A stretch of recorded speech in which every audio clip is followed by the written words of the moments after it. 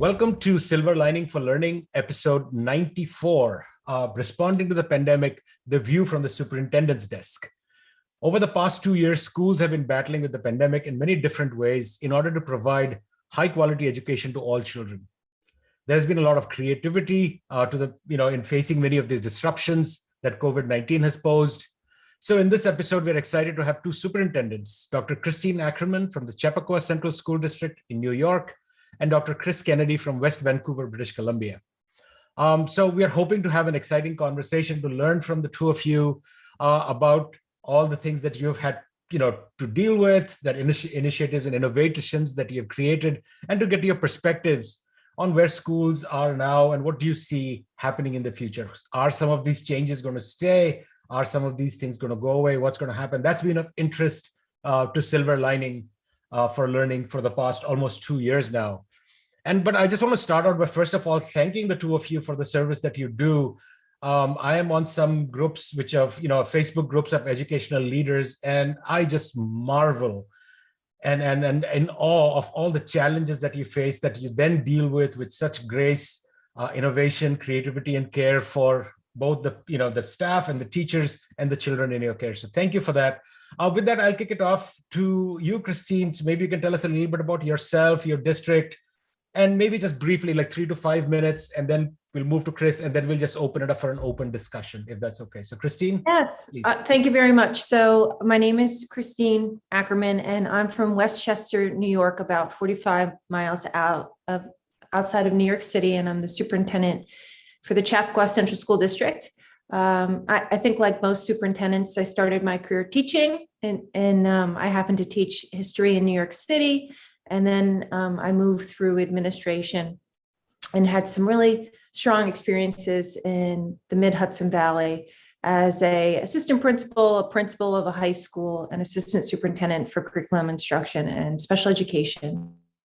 And then prior to being in Chappaqua as a superintendent, I was a superintendent for a K-8 district in Orange County, New York. So I'm really happy to be here. The district that I have the privilege of running has about 3,500 students. We have a significant record of being progressive and a community that really supports public education. And I'm very happy that you invited me to be in this conversation with you today.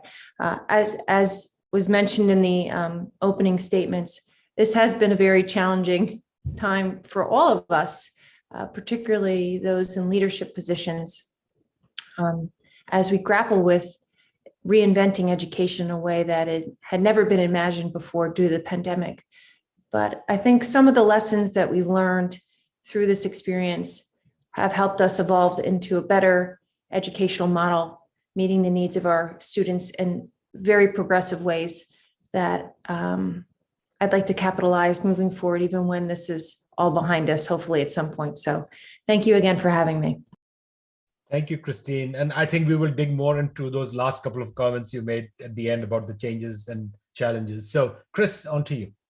Yeah, hi everyone. Chris Kennedy, Superintendent of Schools in West Vancouver, British Columbia, just outside of Vancouver here.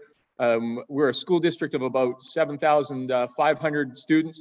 We're about, the province of British Columbia, we have about 400,000 students total. I know most of those who are connecting today probably are my American friends, and it's similar models to yours in terms of our systems too, with locally elected school boards and some of that tension between locally elected boards and other levels of government. So some of those same things I've seen in the news in the U.S. are things that we face as well. My background, like Christine, I'm a former elementary and high school principal. I've spent over 15 years in the board office, actually 12 years as superintendent in West Vancouver. And so one of the longest serving, these aren't often long serving jobs. So I've had the chance to actually been in this for quite a while. I think context is so important around the pandemic. So the West Vancouver story is we actually weren't out of school very much. I know so many jurisdictions might have spent even a year or more on remote learning. So when the pandemic hit in March 2020, we were out for about 6 to 8 weeks on remote learning, and then we were back in. By that spring, by May and June, we had students in school, and almost all of last school year, we were in-person learning. It was a direction of government in our jurisdiction, was they were going to make other sacrifices around the pandemic to ensure that schools could continue in person. And I think that has been really important. When I talk to colleagues, even across Canada, across North America, so many different experiences if you're on remote learning all of last year, or if you were bouncing back and forth. And so that consistency has really helped us. And I know we're going to pick up on sort of the themes of the last 2 years. For me, the driving theme is, I think it's actually accelerated changes we were seeing in our system as we entered the pandemic. And it has really ramped them up. And so I think pedagogy has been shifting around blended learning, online learning, learning outside, all things that were present, but have really picked up. And then that sort of connection pieces with the community. Like you faced a number of social justice challenges in the US. We've been seeing those in Canada too. You might be familiar with what we call Truth and Reconciliation, which is the work with our Indigenous people in this country. And that topic was really picking up just as the pandemic hit. And so, we've been impacted obviously by George Floyd and other things that we've seen across the border, but we have some of our own. You see that even in the news today and what's happening in Ottawa, that those social justice issues are ones that I think even were accelerated and that we're dealing with in schools right now. And at least from a school system point of view, I think we're trying to figure out how we, climate change and social justice and truth and reconciliation, how do we move those issues forward because our kids are so passionate about them. Thank you. So just to sort of kick us off, I'm going to ask a question of each of you. So one, what would you say has been sort of the biggest challenge that you have faced? And second, what would you take as being the single most innovative thing that you did when sort of the pandemic started? And you can see there's a question from Gerald out here as well. He's a longtime listener, former guest on our show, and we'll get to the equity and those issues as well. But I would love to hear from sort of what has sort of kept you as superintendents awake at night over this past 2 years, sort of anxious and worried or concerned, like a challenge. And what has been one thing that you would say, okay, we did this part right, and it most probably is going to continue. So Christine, I'll go first. So the biggest challenge, I think, for us was just opening after the governor in New York had closed all our school districts. So he had closed us from March to June, and so during that summer, it was all hands on deck figuring out how to bring our students back on campus, because while we knew that we had the option to have students work remotely from home part of the week, we had made a commitment that we were going to have all students in school every day. And we had some parameters that we had to meet from the Department of Health to make that happen. And so we had to kind of reformulate how we structured our classes by using like a pod mentality to make sure all kids could be in class every day on time, which meant we had to hire about 50 people over the summer so that we could run our elementary schools. And then our high school, because it was so big and we couldn't space kids apart far enough, we had to run a split model where we had a bus route in the middle of the day. So we had a small amount of time to figure that out rather quickly. And so one of the things we committed to early on, even before we went into the summer break, was that we were going to live stream from our classes, because we assumed, which we were correct, we would have kids and staff out all over the place for quarantine and for who were positive, but we couldn't have the education stop because it was in our state, it's 10 days you were out either on quarantine, or if you were positive, you're out for at least 10 days. So we had to figure out a way to keep the education going and to get all kids in at school every day if their parents chose to send them to school, because we needed to see everybody. We thought it was important academically and really important for their social emotional health. So I would say that was probably the biggest challenge, but through that process, it changed our entire instructional delivery method. And it gave us an opportunity as we went into this year to keep some of those practices in place, because the restrictions shifted and we were able to move out of those pod models because we could go down to 3 feet and continue to leverage that Zoom platform to reach out beyond our school district and interact in a way that we never thought possible prior to this happening, and really kind of embrace that global idea of education by bringing more into the classroom from the outside world.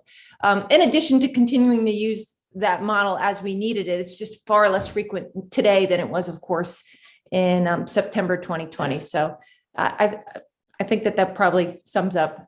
Yeah, I've been sort of just watching with my jaw dropped, at the logistical challenges of pulling something like that off.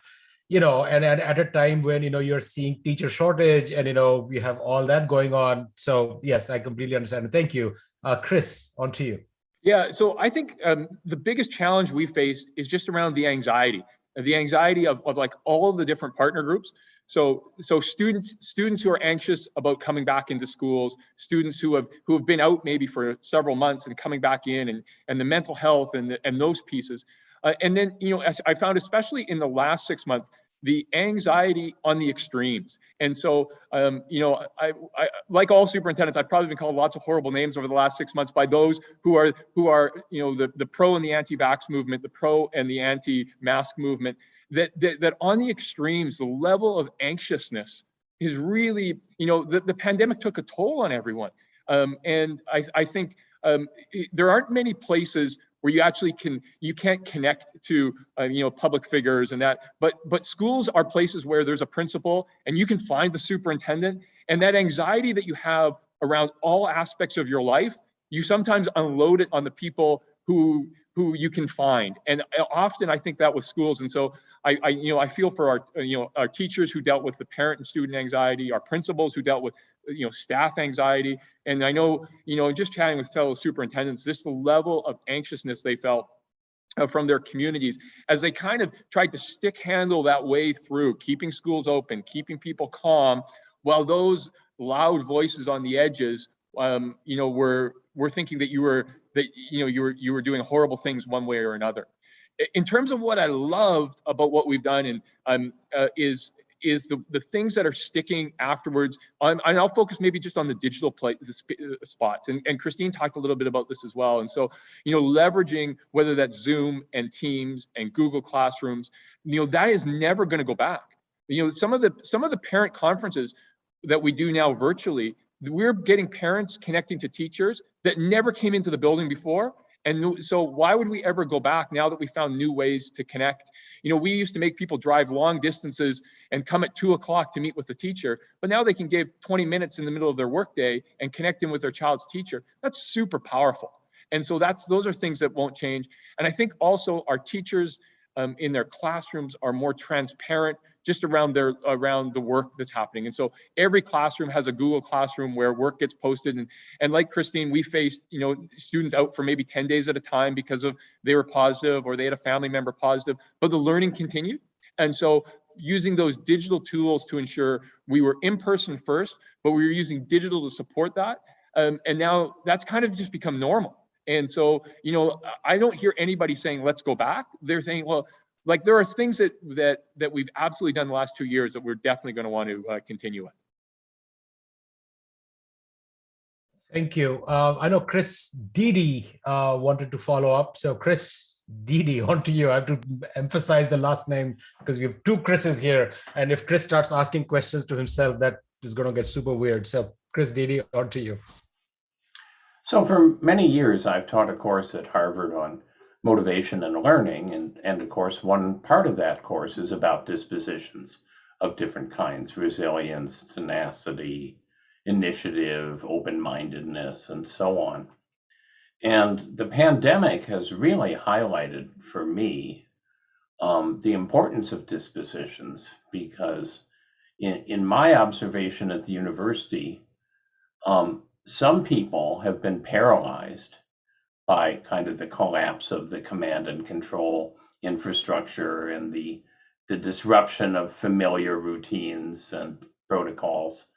And other people have been empowered by it and just really excited to be out from under, the past and the present, and able to transform in interesting ways. And I don't think that that's a difference in knowledge or a difference in skills. I think it's a difference in dispositions.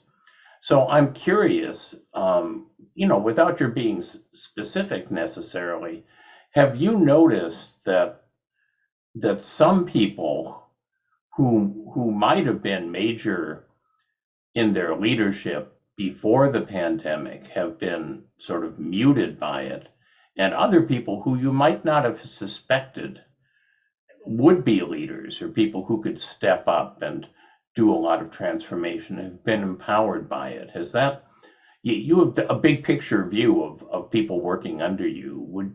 Would you confirm or deny that kind of a speculation about the patterns that we see of people responding?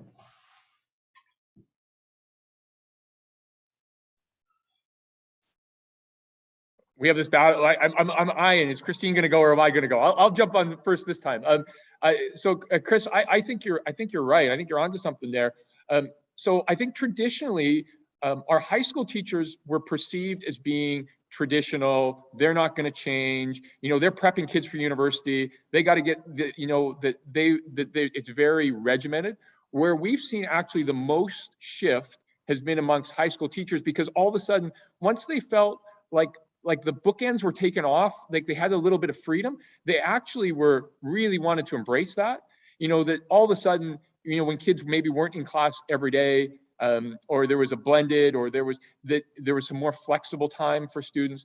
It's been our high schools, which I think surprises many people, because for the last 20 years, people in our area have been saying, well, our elementary schools are going great, but we really got to change our high schools because they're not meeting our needs like they should. But during the pandemic, it's been our high schools that have moved the most. And I think it does tie to a little bit of disposition about people who are passionate about some of that, their content, passionate about kids that age. And now they feel less restricted, because in some ways the pandemic has said, all the old rules are gone. You can't actually mess it up. And you have a little bit of more flexibility than you had, 2 years ago. I'm going to say, Chris, I'm going to answer this in a different way. And I think that one of the things that I did early on with my leadership team is I took full responsibility for what was about to happen. And I think that because I went out in front, and there was a lot happening around us around opening. And I want to just tie into that anxiety that the other Chris was sharing, because it was all over the community. And I think that once I took the responsibility of opening on me and became the coordinator for all that was pandemic for the district, I think it freed up people to lead in the way that I really needed them to in this crisis, and empowered our leadership team, because there was no time to get paralyzed. You can't be we need to move because we have to open, because I am not going to have a 4-year-old on Zoom for kindergarten if their parents wants them to come in school. That was not an option for us. And we luckily had a board that was very supportive of what we felt like we needed to do for our children. So I, to your point, I can absolutely understand how operating in those conditions could be completely paralyzing for leadership, because you're opening under conditions that have never existed, and people could potentially get sick. So I early on, I got out ahead of that and was the face of opening for the community. And I think that alleviated some of that pressure that would have created that paralysis that you're speaking of, that probably would have existed if I didn't take on that level of responsibility. And it worked. And I'm grateful for that. And it only worked because I had a team behind me that could really do the job and think outside of the box in these unbelievable circumstances, and a board that really supported us in doing that. I think, Christine, that that's a great addition to it, because the superintendents who I've admired most during the pandemic have been the ones who normally might not have been the loud and out front and, look at me superintendents, but they saw this as the moment where people were looking for a leader, and they decided that they would wear the pandemic in some ways so that the other people could do the work.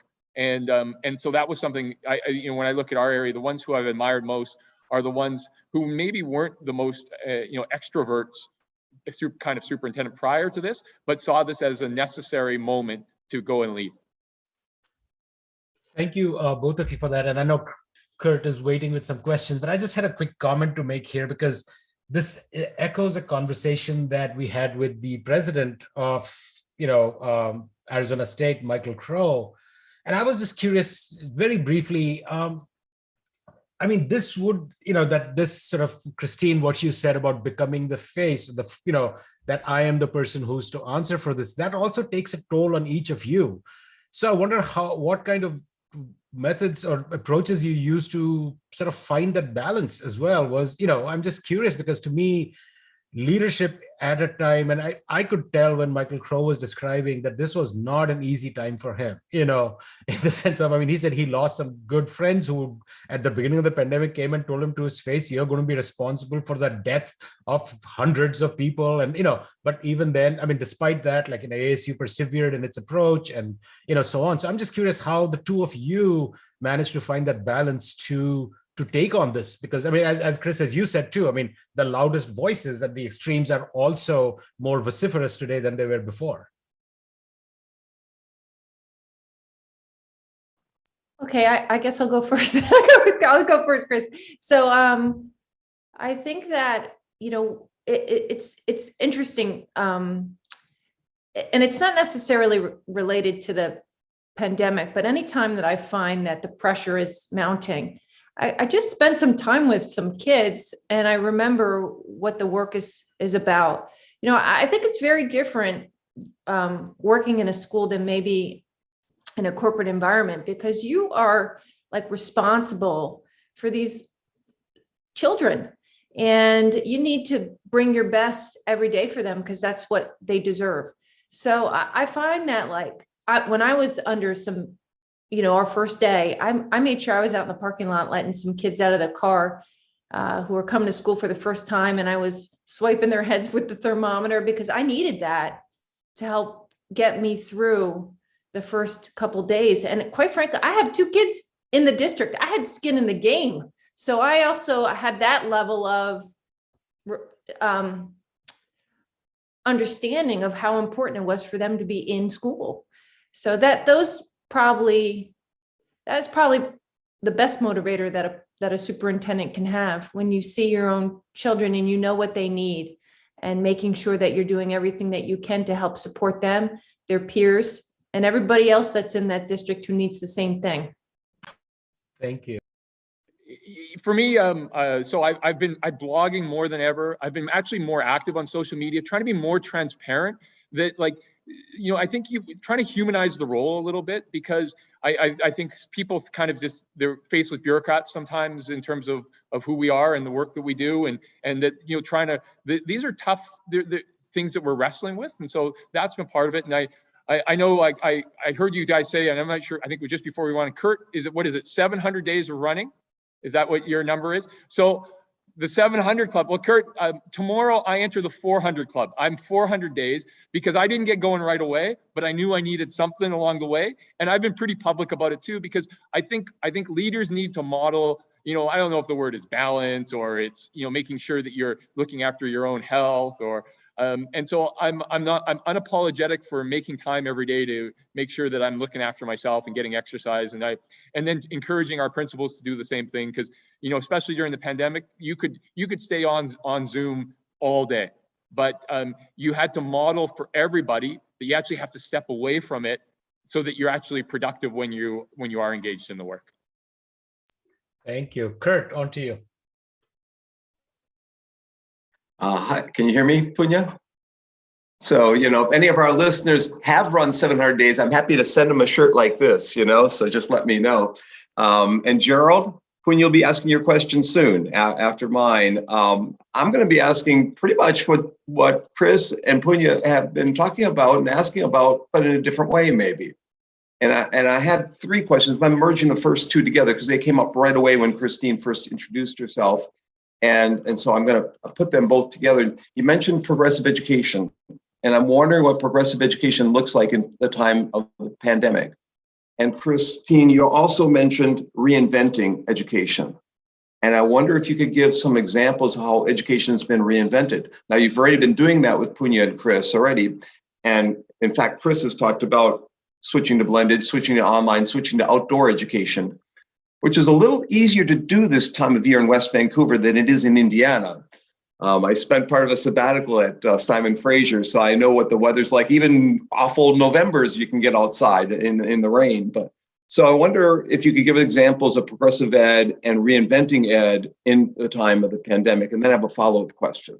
Okay, so before the pandemic happened, we had reconfigured our spaces to be more reflective of like what work looks like today. So our classrooms in all of our buildings in certain areas look very, very different than the traditional classroom. They're built for collaboration. There's like breakout rooms and opportunities for children to like be all over the place, learning in these small little pod settings. So we already had that foundation that existed. But what happened through the pandemic is that those spaces not only became about groups and teams of kids working together, but reaching out beyond their spaces, beyond the school building, into other communities, into experts, into other spaces with other kids to add that voice into the conversations around content. We also made a real commitment to sustainability education during this whole movement. Because for us, we wanted to make sure that we continued to move forward, even though we were dealing with a lot around us in this moment. So we did research. We actually did a lot of research before the pandemic happened and during virtually to redefine how we support sustainability education. So right now we're in the process of building a two-tiered greenhouse for our science research program, which we based a lot off of the University of Arizona. We flew out there before everything got shut down, because we wanted to make sure that we kept moving forward and we didn't stop and stay stagnant and just focus on dealing with this public health crisis in this moment. So there's been a conscious effort on our part to use the technology and continue to evolve our science and our research programs based on what we're experiencing. But also, as Chris had mentioned earlier, we are also in a situation where we're having a shift in the way that we view our education globally due to our initiatives around social justice and equity.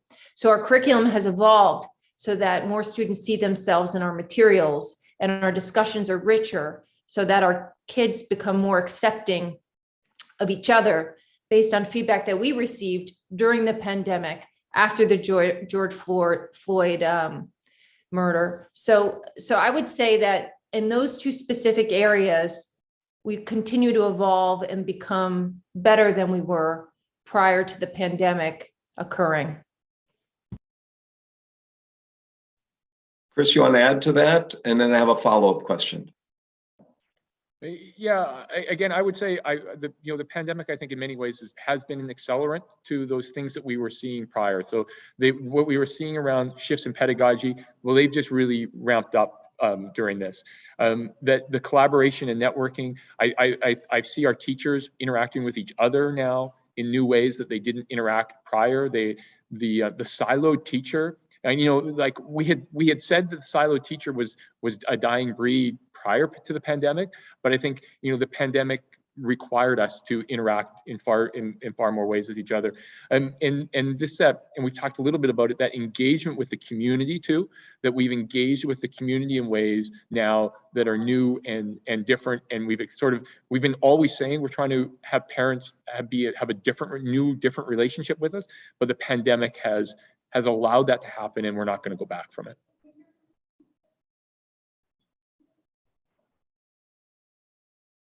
Sorry, I couldn't get the mute button properly. All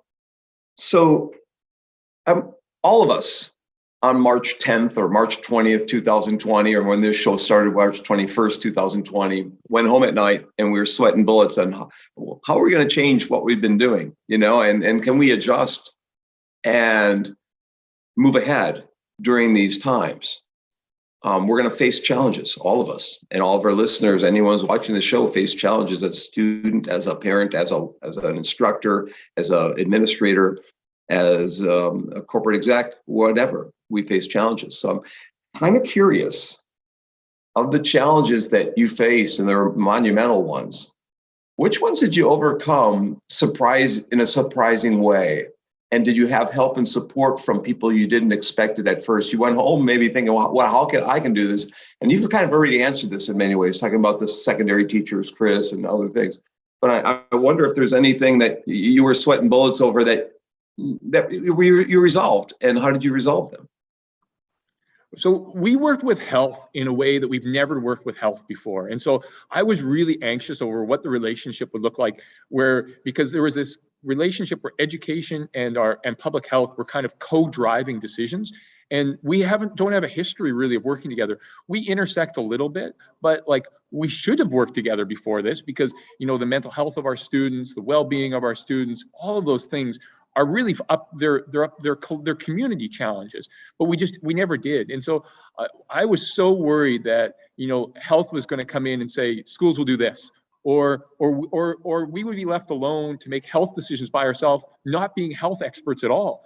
And so we really forged a good relationship where we were a single team. They're the health experts, so they drive the health decisions. We're the education experts. We operationalize that, but we've acted in ways, and it's another example of, I think, forever going forward, health and education, at least in our jurisdictions around here, are forever partnered in ways that we often talked about theoretically prior to the pandemic, but we've actually lived the last 2 years.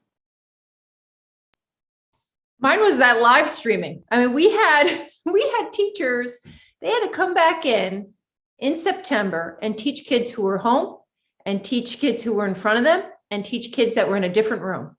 And so I was really nervous about this. We had to set up all our classrooms over the summer, and we have 6 buildings, make sure all the tech work, make sure that the kids had the devices that they needed, the Wi-Fi at home, and that the teachers could continue to do their job as seamlessly as possible. And it was something. But you know what? They all worked together really hard. We had a PD team that was out there mobilized, supporting people. And by the time we hit the middle of October, it was as smooth as it was going to be. And I will never forget what our faculty and our administration did for our kids. I mean, it was incredible. But to me, that was I was really nervous about that. And it was critical. It was like the lifeline to school for us in 2020 of September. And we don't read about that enough in the papers, do we? Teachers were way better at the technology, I think, than any of us thought they'd be, and that the community thought they would be, and the speed at which they adapted to make it work. And like universally, I think teachers, we've talked a little bit about it already, are kind of seen to be conservative, and they don't change their practice often, but they had to adapt in days and change all of their pedagogy around the new tools. And they kind of just rolled up their sleeves and made it happen everywhere. So impressive. The same happened in the university level for the most part. I think Punya's got a question for you. Yeah, so I was going to ask Gerald's question, but I'm going to hold on that. I want to continue on this thread that you guys were on right now. So I was just curious to understand, I mean, one of the things that I heard a lot, was that people tried to replicate existing school, so kids were sitting for 15 minutes in front of Zoom for one thing, and then they had another 50 minutes of X, where they're you speak about changes in pedagogy. So one is that you can use these digital tools in very inappropriate, inefficient ways as far as student engagement and learning is concerned. So were there some examples that you could give us of where that this actually became an opportunity to break some of those existing assumptions about what a lecture mode of schooling could be, and so on, that you saw happening in your schools and districts? Yeah, I can go first. I think when you sometimes when people think about technology, they think of it as passive, and it's really not. It can be aggressively interactive if you know how to use the right tools with kids. So being able to leverage Google Docs for kids to be editing and giving feedback on other's work, and using different platforms for students to organize themselves to help them keep track of their assignments and their grades, and opening up those pathways for parents to be able to interact with their teacher and support their kids in a way that was very different before. I think enabled us to be able to support our students in a way they needed us to, but also kind of shift the way that our parents and maybe even some of our teachers perceive the use of technology in the past. Also, I mean, with those devices, you can completely differentiate your instruction for kids based on what they need after you do a mini lesson. So there were a lot of different opportunities for kids to get exactly the type of instruction and skill work that they needed within this environment that has continued, just in a different way now that we're all back together in the same room. So I think initially at the start of the pandemic, we were trying to replicate in-person school online. You know, that and parents really wanted that, because they didn't want their kids to miss out. You know, 8:30 in the morning, you got to turn your cameras on. They got to be on until 3 o'clock. You know, that you had to be on all the time. You know, I think we learned the lessons as we went through, that you actually could shorten some lessons, and you could build some flexible time where kids could make choices over where they needed extra support or extra help, especially in the older grades, and they could go in and connect with those teachers in small groups. And so, you know, we've seen that in person now. So our block schedule now in high schools is 20% of the time is what they call flexible learning, where kids make their own choices over where they learn. And if it hadn't been the pandemic experience, I don't think we would have had that, because we just couldn't. It was exhausting and ineffective for everybody to try to just replicate in-person school through Zoom. And so, you know, I think that first spring we learned that, and then by the next fall we got better at figuring out what model might work. Thank you both for sharing those examples, because one of the challenges that we have been discussing whenever we have, like, every fourth or fifth episode is the hosts reflect. And if you go back and look at the last one, there's a sort of an air of despondency on all four of us, because it's like as if, you know, everybody wants to go back to that old normal, whatever it was. And it's almost like not wanting to have learned anything through this experience. So it's really heartening to hear stories from both of you about that. And I have been remiss in not addressing a question that Gerald dropped into the chat a while back. And this has come up in a variety of ways, but maybe specifically. So his question is, through this pandemic, many events, including COVID measures, have highlighted many equity challenges in public education. How has this time helped districts find better ways to address equity issues? And I think this is an important one. I think you mentioned about the Truth and Reconciliation Committee, Chris, and that was something I remember one evening just sort of deep diving into that report and just heartbroken at realizing that these are my brethren, educators, who have done so much harm to children. Now, they might have been 100 years ago. It's still immaterial. This is my tribe, you know what I mean, of educators.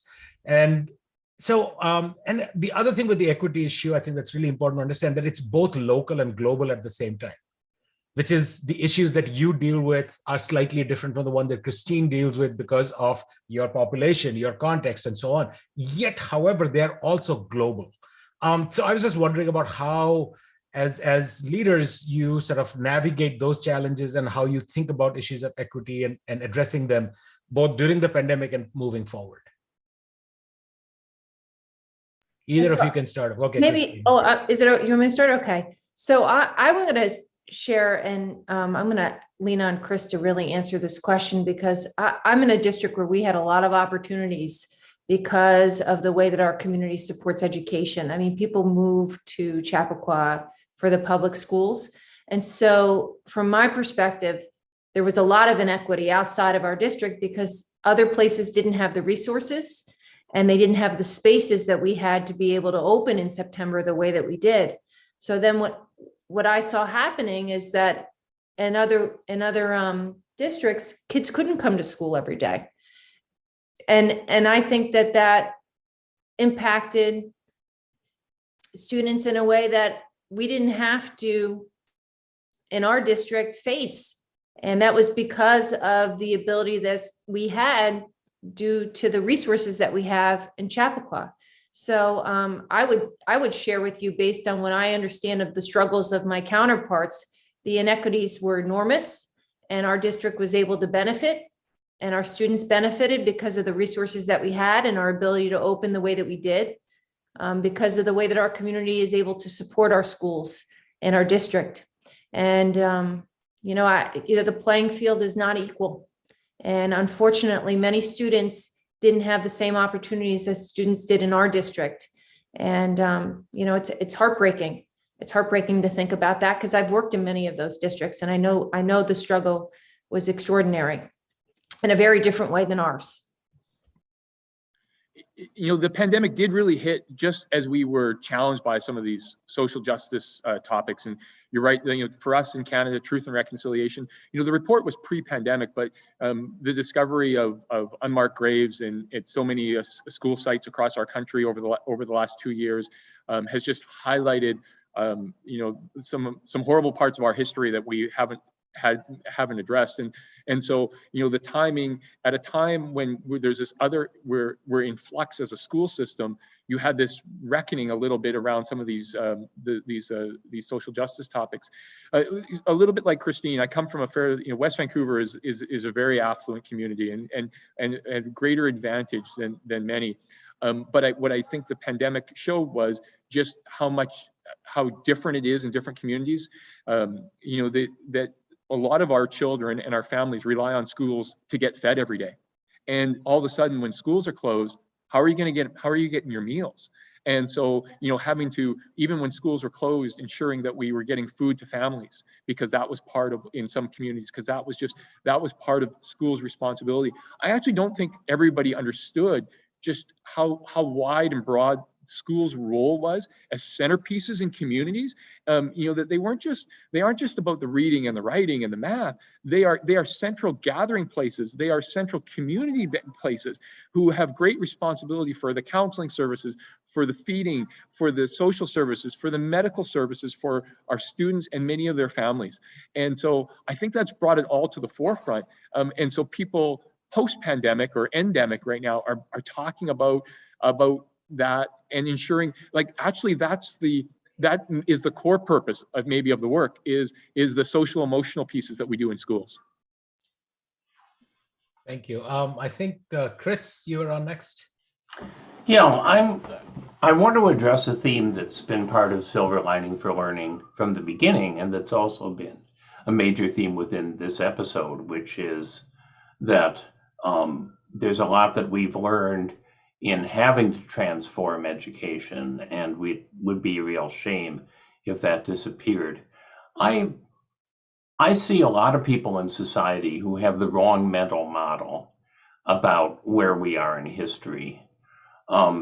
Their analogy would be something like, I'm in a ship on the ocean and this terrible storm comes up and everyone is terrified, and the wise captain manages to get the ship through the storm, and now things are going to go back to normal and we're going to get to our destination. Or there's a terrible earthquake, that nobody was expecting, and all of a sudden things are in ruins everywhere, but heroes step up and get you through the earthquake and services are restored and the society goes back to normal.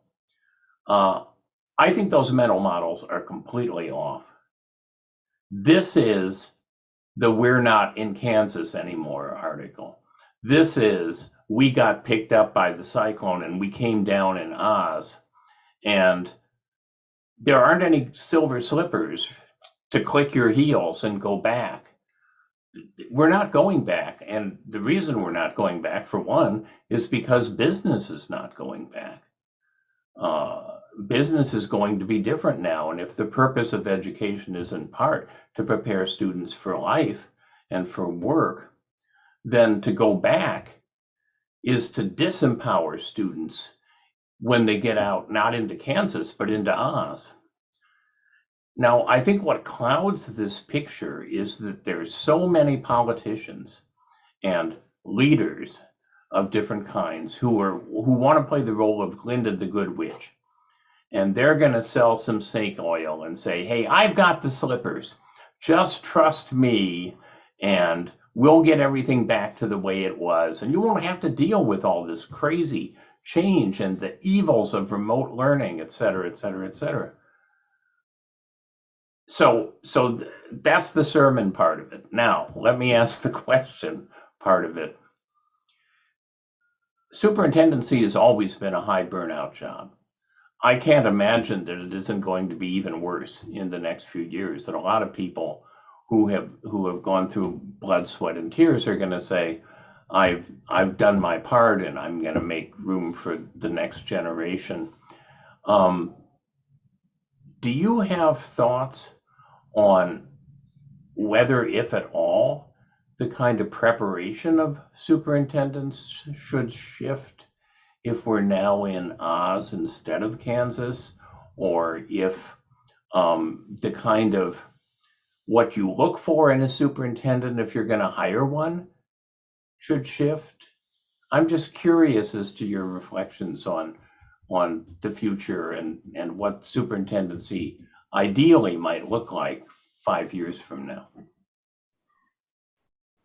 Chris, let me first start by affirming what you've said. I actually think the next year is the most important year of the pandemic, not the last two. The last two have been fighting to keep things moving, but this next year will determine if we're moving forward or not. If what we've learned from the pandemic we apply, and you sort of like, do you step on the gas now, or are you trying to because I'm sure in every community we're faced with this battle between taking the lessons and going to a new place or going back to the place we used to have. And so I think that is crucial. So, to that point, I think you need superintendents who are the big thinkers around this stuff, around who can see, who aren't just in the minutia of the operations piece of the district, but can envision where we're going. Like what's coming next around the corner. If we want our school systems to stay relevant and engaging and preparing workers for the world that's so different than it was 3 years ago, like we need it. The old system ain't going to work.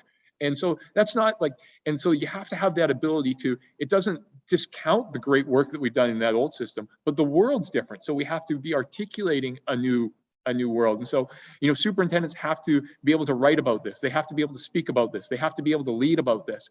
Those are the kinds of people, I think people are looking for people who have a vision over where we go next. And so I think that's what you want in that next wave of superintendents, to have that vision over what leading learning looks like in the next 5 to 10 years. It's my 8th year as a superintendent, and I think that the most important role that I have is I'm a coach to the building principals. So I feel like strong superintendents have been strong building level leaders.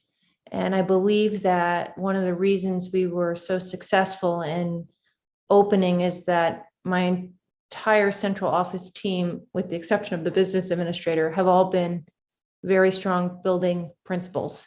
So I can't underscore the importance of the superintendent being a coach for your building level leaders who have wide scale impact on kids and on supporting faculty. But also, through that experience, you gain a lot of insights on what it is to really lead people. And I think that translates very well to the superintendency. And I'm not sharing that superintendents who haven't been building principals aren't effective superintendents, but what I'm sharing with you is that has served me and my colleagues very well, particularly in the middle of this pandemic. I got to tell you, in Canada, we think it's bizarre that in the United States you hire people that haven't been building leaders. Like, we just don't get it. Like that we actually think that to lead learning, you got to be you have that experience as leading learning. But anyway, different topic, different day. So I found it interesting that Christine in your opening remarks, talked about global education, and the pandemic enabled people to think about bringing in experts from the outside, whether they're local experts or national or global experts. And that's an area that I've been dealing with for decades. And we have shows coming up. The 100th show will be on Taking It Global on April 2nd. And right after that, we have on World Savvy and others. And Chris talked about the 20% time idea. And I'm really curious to know how that went. It sounded like it was successful. I tried it one time. It didn't work so well because I didn't implement it properly. And I've really been fascinated about the 20% time. So I'm wondering, my question really is, what are the high risk things that you, in the pandemic, thought about using, but didn't quite go there? And now maybe in this third year, might try some things on the higher risk end of the continuum. And what are those, and how would you implement them? So one of the things that we're thinking about is, we're going to try, which we didn't at the outset, is adding blended courses to the high school. So we haven't had any until everything went online. We had that traditional high school model. So the high school principal and his team made it a priority to offer blended courses moving forward. We didn't want to do it this year because we didn't know what this year was going to look like, but we're certainly ready to do it next year. So we are going to pilot some courses where kids are on site and off site, and see how that works for us as a new kind of instructional pathway for kids to have some flexibility in how they engage in their classes. So that's one example from our end. Yeah, I'm really interested in that myself. I sort of have a handbook of blended learning, so I'll try and send you some notes afterwards.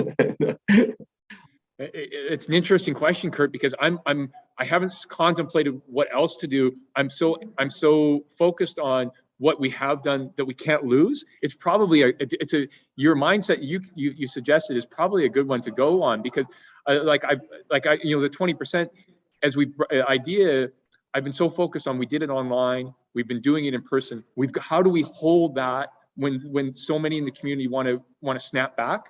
I haven't really contemplated the next, other than I've been kind of going on, what are the things that we've done in the last 12 months that are the hill that we're going to die on, that we're not going back from? Like, I can give up on some things, but there are other pieces that are like, to be concrete about it, we offered some courses where kids took 2 courses at a time, or 4 at a time, or 8 at a time, to help mitigate challenges around cohorts. I'm actually less concerned about that, how many courses you take at a time, than I am about what actually you do in the course. I'm way more important to me that we offer blended opportunities, that we offer flexible learning time. And so I can live with what the community says they want their children in 4 courses or 8 courses or 2 courses, as long as I can still get what the experiences in those courses change forever. So I'm looking at the time. We have around 7 minutes, and we'll need a couple of minutes to introduce the next episode. So I'm just going to build on something, Chris, that you said, that the pandemic sort of forced us to recognize that schools are so much more than places where you do reading, writing, and the discipline, gain knowledge in the disciplines. In fact, I wrote a couple of blog posts which ended up becoming an article called The Value of School. And it was sort of tongue in cheek that I placed learning as being the last point in the list. I talked about some of the things that you talked about, which is that they are centers of community. This is where many children get, a meal. This is often the place where they have the first introduction to the arts, whether through music or, painting and so on, or whether it is through sports. So schools play such a critical role.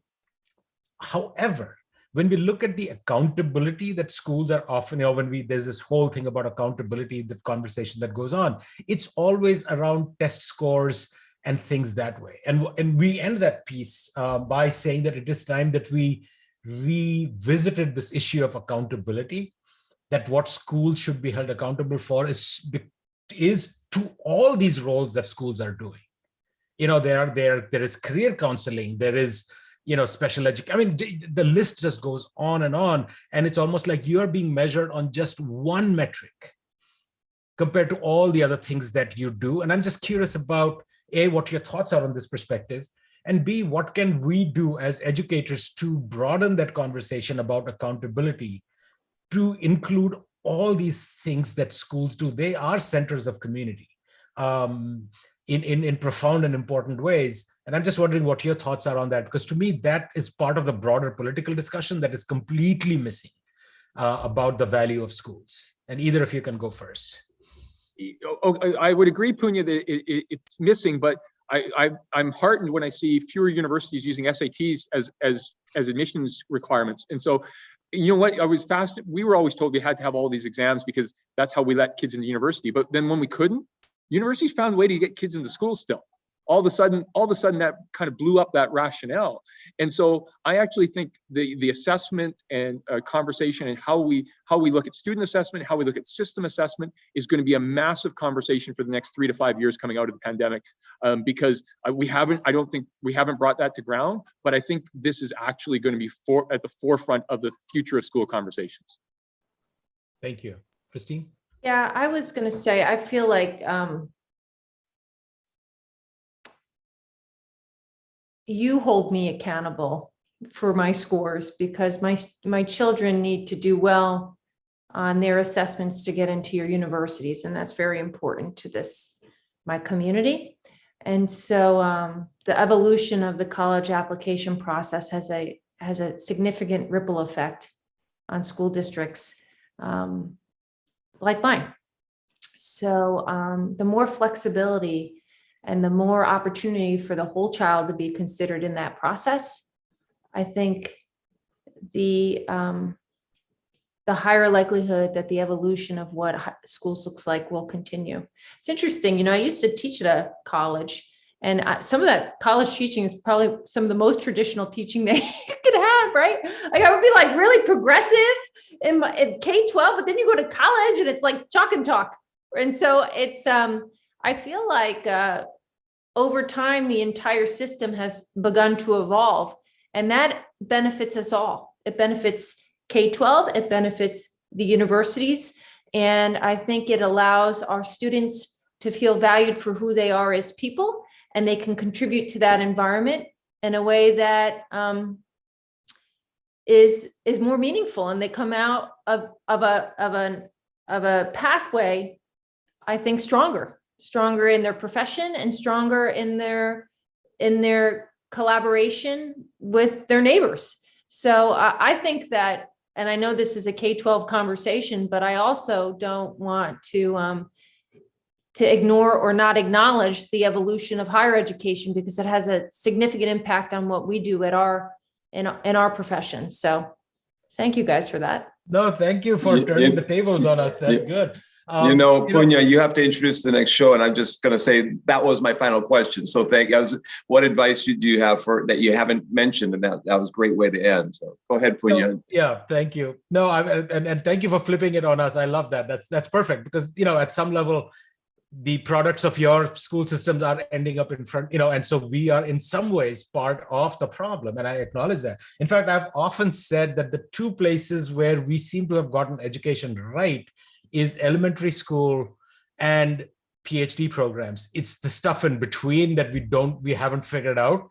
But if you look at what's common to both, it is determined by student choice, it is determined by openness, it is determined by a sense of exploration and play. And for some reason, we sort of have lost that along the way in between those bunch of years, but again, we are at 4:28, and I just want to, again, thank the both of you. I know you are super busy to take time on a Saturday to join us, and it's a wonderful episode to just hear from all of you, from the two of you. And I'm sorry there were a lot more questions on the chat that we couldn't fit in. Maybe we'll have you come back again at some point.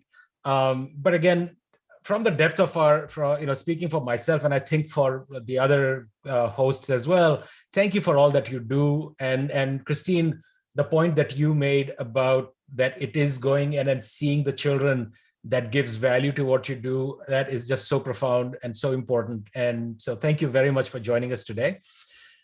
Next week, we have a shift. So we had the view from the superintendents. We had a question about how do we prepare? What are some changes that need to happen to prepare the next generation of leadership? I think we will be talking about a slightly broader question. What are the changes that need to happen to develop the next generation of educators, whether they be K-12 teachers, whether they be in higher ed or in admin or in special education? And so we have two deans who will be joining us. One is my boss, which is Dr. Carol Basile, Dean of the Mary Lou Fulton Teachers College at Arizona State. And the other is Rick Ginsburg, who is Zhao's boss. So Zhao and I will be on our best behavior. Chris and Kurt will do all the Q&A, and we will lurk in the background. No, Carol is wonderful. She's an inspirational leader, and I'm sure Rick is as well. And we hope to learn a lot from them. But with that, we are exactly at 4:30. Thank you so much.